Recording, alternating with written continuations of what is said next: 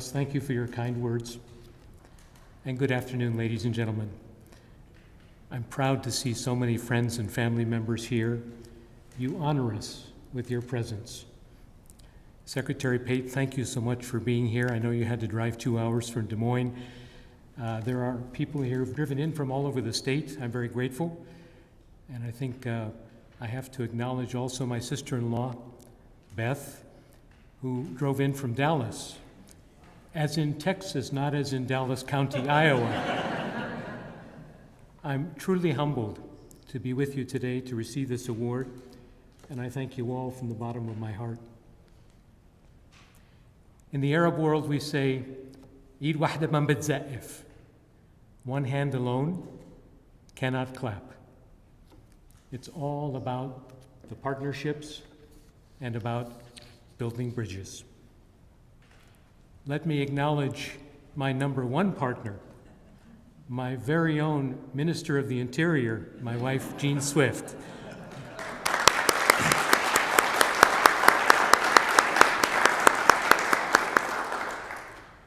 Without Jean's love and support for all these years, I wouldn't be here with you today. And I also want to thank our son, Evan, who just started a new job in Maryland, but he's with us today vicariously. I've been a bridge builder for as long as I can remember, but it's not easy to be the person in the middle. Secretary of State George Shultz once said, "The problem with being middle of the road is that you get hit by oncoming traffic both ways." Been there, done that. I'm proud to accept this award, but it would not have been possible without the support of our friends, our family, our business associates, our mentors, and our partners. All of you have helped in your own way to make me the man that I am today. Not everybody can be with us today. I want to thank my parents, Dr. K. Kishan Hamod, Dr. Sam Hamod, for all that they did for me. In fact, I probably wouldn't be here today if they had not made the wise decision to move to Iowa City in the 1960s, first to study and then to teach. As a result, it's very safe to say that the University of Iowa has been very good to me and to my family. And to my parents, I say, thank you. Good choice. Iowa City has changed a lot over the years, but it will always be my hometown. Some of you may remember Hometown Dairy at the top of Dodge Street where it intersects with Prairie du Chien Road, where I grew up. I used to stop by there every day for a free chocolate milk. I was their paper boy, they had no choice. And by the way, Ron alluded to the fact that I used to deliver papers to his family as well. So I was building my network even in those days. Today, that's an electric vehicle charging station, right? Which is a reflection, I think, of the changes that Iowa City has been through over the years. But across the street, I'm proud to say that Hilltop Tavern is still there, right? Now, before you jump to conclusions, I want you to know, I want to state for the record, Russ, that as a 10-year-old, I did not frequent the Hilltop Tavern except for one day per year when they served free ice cream cones, right? And I never missed that. Kids in the neighborhood, we longed for that day. We dreamed about that day, which was second in importance only to Halloween, which gave us a bigger haul and more sweets. I love my neighborhood, but sometimes kids at that age can be cruel. A couple of bullies in the neighborhood used to say to me, Hambone, where you been? round the world and back again. Right? In their eyes, it was an insult. Well, ironically, they were right. Hamod did, in fact, go around the world and come back again many times. And I suppose if I could find those bullies, I would say thank you. Thank you for this encouragement, which didn't feel like encouragement at all at the time. Needless to say, I'm an advocate for international travel. It changed my life, and it continues to do so.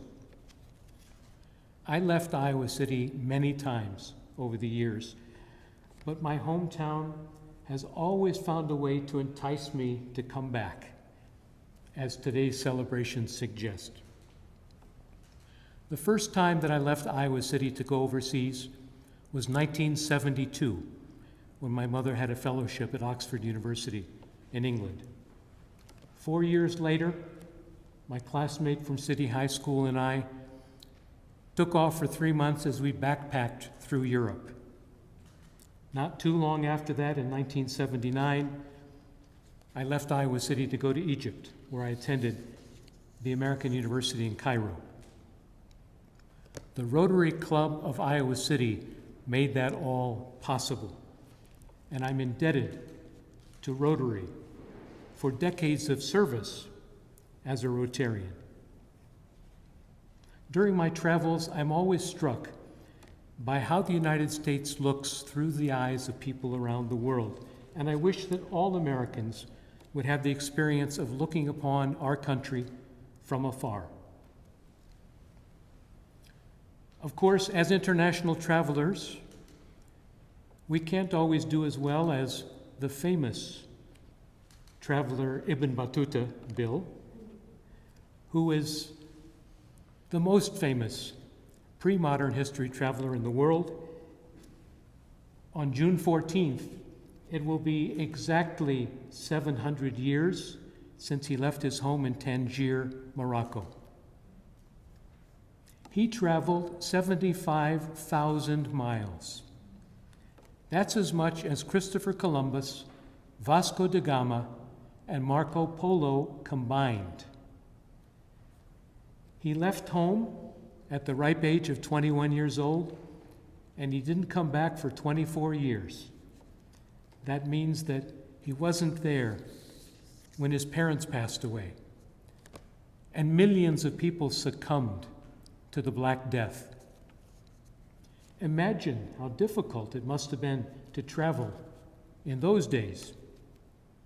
Well, travel and telecommunications have become easier with every passing generation. Some of you, good crowd, may remember what it used to be like to make phone calls in the days of Ma Bell. Do you remember? We had 4 rates: local, state, national, and international, which was crazy expensive. We used to wait until the weekend or after 11 o'clock at night because that's when the rates went down. It's very difficult for some of the younger members of the crowd to imagine what that must have been like. And in those days, the television would go off the air every night. Do you remember? We would see the fluttering flag on TV and the national anthem. And about 2 seconds after the national anthem finished, it went straight to white noise. And that was it until the next morning. The telex machine came and went. It was outmoded by a contraption called the fax machine. And if you wanted to send a package to your family overseas, you used a service called Poste Restante, which allowed family to send a package. It would be held by the overseas post office until you arrived from wherever it was you were coming. And I have to say, from my perspective, there's nothing more fulfilling than getting a care package from your family halfway around the world. So why am I taking you down this walk on memory lane? because technological change will continue to bring the world closer together. It will never replace face-to-face interactions. But we can do things today that our parents only dreamed about. I cited a few of the changes that we've experienced, that I've experienced during my lifetime, but one can only imagine what it'll be like for future generations. No one knows this better than American citizen diplomats. We are all ambassadors for the United States. Whether you live here in Iowa or you travel around the world, there's nothing better than offering the gift of kindness to someone from another culture, and it will leave a deep mark. Anyone who has ever been on the receiving end of that generosity knows exactly what I'm talking about. Americans living overseas interact with other cultures on a continual basis. There are some negative stereotypes about Americans overseas, but in my experience, I can tell you they're some of the most patriotic and hardworking people I've ever met. Because overseas Americans are defending U.S. interests day in and day out, you would think that perhaps the U.S. government would make things a little bit easier for them. You would be wrong. Because of the work that I've enjoyed working for the American Business Council of the Gulf countries, Jean and I had the privilege to get to know other organizations all over the world, including the Association of Americans Resident Overseas, ARO, and the World Federation of Americans Abroad. And as you heard earlier, we had the privilege to support them in areas like citizenship, voting rights, employment, education, and medical coverage. Working with the White House and with the U.S. Congress on a bipartisan basis, we changed lives. In the interest of time, I'll give you just two examples. In the mid-1990s, the U.S. Defense Department was closing down some of its facilities in Europe. The Iron Curtain had fallen. And they didn't know what to do with the books in the Defense Department schools. They looked at the laws. The laws said, well, you have two choices. You can either send them back to the United States, which was prohibitively expensive, or you can incinerate them. You can burn the books. And Americans abroad said, that's unconscionable. What can we do about this? Well, I'm very proud to say that working with both sides of the aisle in the U.S. Congress, particularly the Armed Services Committee, we were able to change the law so that those books could be sent to Central and Eastern Europe at a time when those schools were desperate for books to learn the English language. That's one example. Seems like a no-brainer, doesn't it? But had to be done. Another example is that spouses of U.S. diplomats working in U.S. embassies and consulates around the world were prohibited from working in those embassies and consulates. Almost anybody else in the world, and I mean that literally, could, but not the spouses of diplomats. So we took it to the U.S. Congress, again on a bipartisan basis. We made the change that allowed those Americans abroad to work with their spouses in the U.S. embassies and consulates. And those people who were able to do that became known as Rockies. They were called Rockies in honor of Senator J. Rockefeller, who was the lead champion for giving them the opportunity to work in U.S. embassies. In light of this, you can imagine why serving Americans overseas has been one of the most fulfilling experiences that Jean and I have ever experienced. I don't know about you, but I think there are a lot of good reasons to travel. Seeking new adventures, making new friends, enhancing empathy for others, gaining a better understanding of world history, and other people and other cultures, and being a better bridge builder. The most audacious travel that Jean and I ever undertook was at the end of the 1980s. When we quit our jobs, we put everything we had in storage, and we backpacked across Asia for 6 months. At the time, everybody said, "You can't do that. You're going to lose your friends. You're going to lose your business connections." We said, "What the heck? We're going to give it a try." And I have to say, it was a once-in-a-lifetime opportunity. We experienced kindness and generosity from people all over the world that we'll never forget. Dorothy Swift, Jean, your mom, God rest her soul, George, your wife at the time, put it this way. She said, "Travel is going to tell you soon enough whether the two of you are meant for each other or not."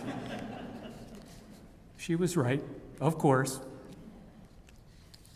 The famous Ibn Battuta had his own interpretation. He said, "Travel leaves you speechless, and then it turns you into a storyteller." I'm most associated with the Middle East and North Africa because I've devoted the past 20 years to that region. I can tell you there's never a dull moment in the Middle East and North Africa, or worse. Dick, I think you know what I'm talking about. And no sooner do I feel like I've figured it out than there's a twist or a turn or a wrinkle that sends me back to the drawing board. There have been extraordinary changes in that part of the world over the past 25 years, and I've been privileged to experience those firsthand. In many ways, the MENA region today has become the center of the earth. And I don't mean just geographically. President Trump's first official business visit will be to Saudi Arabia. Again, a reflection of that nation's importance to us as a nation and to our president. President Trump has made no secret of the fact that he would like to win a Nobel Peace Prize. Well, the road to the Nobel goes through the Middle East. The region is ripe for peace, and I hope that the president is successful in bringing about a just, lasting, equitable peace.